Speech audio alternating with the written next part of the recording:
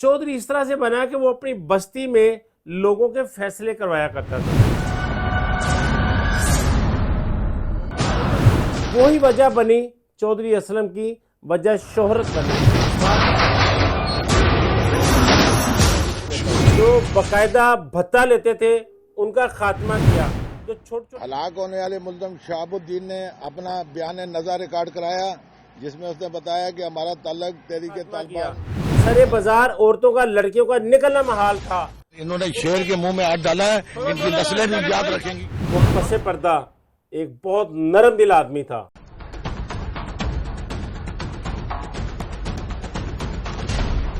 ये हर वक्त पिस्तौल थामे रखना ये उसकी मजबूरी थी।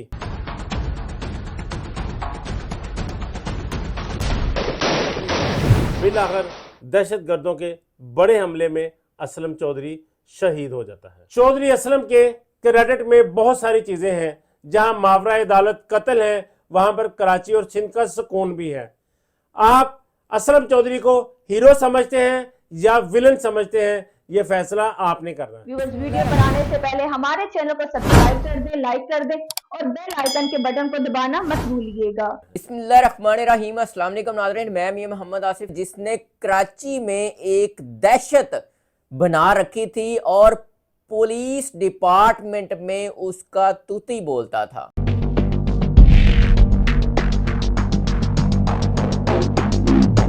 और उसने ऐसे ऐसे काम किए कि पूरी दुनिया में छा गया। दबंग पुलिस ऑफिसर चौधरी असलम। इन्होंने शेर के मुंह में हाथ डाला है, इनकी नस्लें भी याद रखेंगी। कैसे बना, कहां से आया, किसने बनाया और किस तरह छाया, उसके हवाले से आज बताएंगे कि वो विलन था, हीरो था।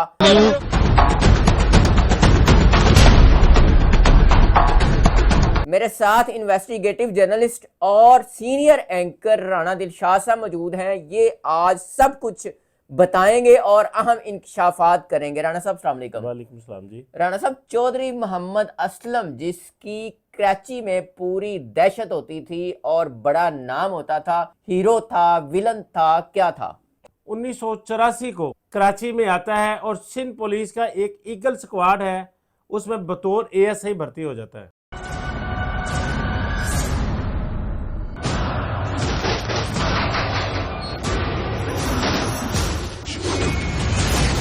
ये इतनी मेहनत करता है, मेहनती था, इसमें कुछ कर गुजरने का एक जज्बा था। बहुत ही कम अरसे में इसने सिंध पुलिस में अपनी जगह बना ली। 1992 में असलम को पोस्टिंग मिलती है बतौर एसएचओ गुलबहार में, और वो एक बड़ा कड़ा वक्त था। उस वक्त कराची सुलग रहा था। कराची में खौफ और दहशत के साए थे। जुल्म बर्बरियत का राज था। हर बंदा गोली की जबान से बात करता था। ये नोगो एरिया बनता जा रहा है, इसको कंट्रोल किस तरह से किया जाए। बड़े एक फैसला करते हैं, कराची में एक बड़ा ऑपरेशन क्लीन अप किया जाए। ठीक है, बड़े अफसरान। तो उसी ऑपरेशन के लिए फिर पुलिस से, सिंध पुलिस से कुछ नाम लिए जाते हैं, जिसमें सफ़े अव्वल में नाम आता है असलम चौधरी का। मावरा अदालत कत्ल, पुलिस मुकाबले, ये उसकी वजह शोहरत बनी। रोज एक फ्रंट पेज पर उम्मत पर खबर लगती थी, पुलिस मुकाबला चौधरी असलम ने कर दिया। जो फेस मीडिया पर आता है वही लोग जानते हैं, उसके पीछे कौन कौन है, किसकी मेहनत है, वो कोई नहीं देखता। कराची से निकलकर पाकिस्तान, पाकिस्तान से निकलकर एशिया और पूरी दुनिया में उसका एक नाम हो गया दबंग पुलिस ऑफिसर के हवाले से। राणा साहब, चौधरी असलम के सबसे बड़े कारनामों में कौन से कारनामे हैं? लोग उसको हीरो समझे या विलन, ये फैसला भी आप लोगों ने करना है। जिनके लिए वो बेहतर कर गया, असलम चौधरी उनका हीरो था। जिसको उससे नुकसान हुआ वो उसको विलन समझता है। जो छोटी छोटी बातों पर लोगों को जान से मार देते थे, उनका खात्मा किया। सरे बाजार औरतों का, लड़कियों का निकलना महाल था, उनका खात्मा किया। गर्ज के उसके बाद एक लहर दहशतगर्दी की आई और कराची से एक एक करके दहशतगर्द जो है वो असलम चौधरी ने मारा। यही वजह थी कि वो उसकी जान के दुश्मन बन गए। 4 दफ़ा हमला हुआ जिसमें वो जख्मी हुआ। बिलाखिर दहशतगर्दों के बड़े हमले में असलम चौधरी शहीद हो जाता है। वो पसे पर्दा एक बहुत नरम दिल आदमी था, खुदातर्स आदमी था। ये हर वक्त पिस्तौल थामे रखना ये उसकी मजबूरी थी। क्यों कि उस पर 4 दफा हमले हुए। तूर खान एसएमजी वापस करने को तैयार हो जाता है, लेकिन वो कहता है कि चौधरी असलम मुझसे माफी मांगेगा तो मैं करूंगा। अच्छा। फिर चौधरी असलम अपनी नौकरी बचाने के लिए माफी मांगता है। अच्छा। और उसको उसकी एसएमजी वापस मिल जाती है।